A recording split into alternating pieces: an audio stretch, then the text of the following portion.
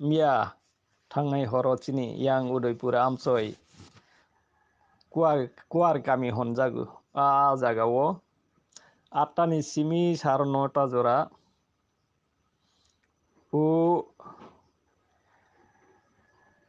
tong mani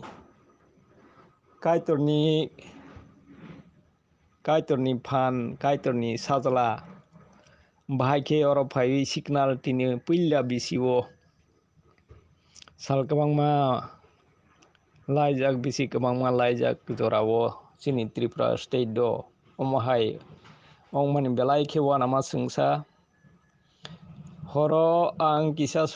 sanjao dati rokorkha rokoi tomro 8টা sara 8টা o ani oro phun sok phaikha khoroksa charaini Ndara Nokha Saka o nung tamang tongkha buile hohom dodom nai tongbai hunui phiaba kisa sumui bugunang watui phainonok tong ajorao nung tong gotona gote tawwa sekang athukri rok lungka pisarjak phaikha belai ke athukri kabangma yang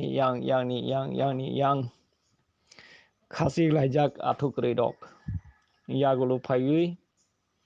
ang okhai naipro ke athukri kolsapan manlia phia ang nai saui sarsa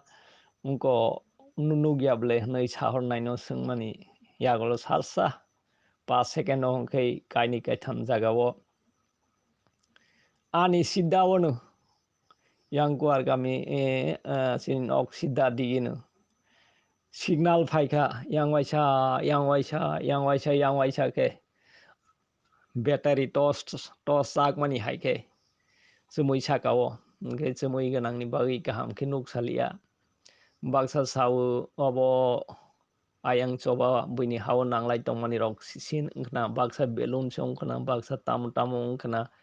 kwangman dal bidal kok salaika nuksalia horoba tini salotabok ang naimani clear ongkha je Jesus Christ kaitorni sajala sungno hoja khaiphaikha puila asuk bisi kolokma chini state Tripura ha state do puila kaitorni lila phunuk phaimani abono kisa share khaina nangkha nirok newspaper bu Mangphili baikhe rona nangkhe roi romanu omo ani mokol bai thangbai nukjak mia horo ngkhe belai wanama sungsa kaitorni sajala phai tongmani jorao chini borok lukurok kwangma bithi bottle songlaiui nunglai chalai wakhan tawkhan serui chalai nunglai khe tonglaimani jora kebu sairukmalia kaitorni sajala honjaknai rok Christian community songbo asuk kaham khe suriwani rok sairukmalia sunaton to saimanlia no ngke horni lilao sok phaimani ba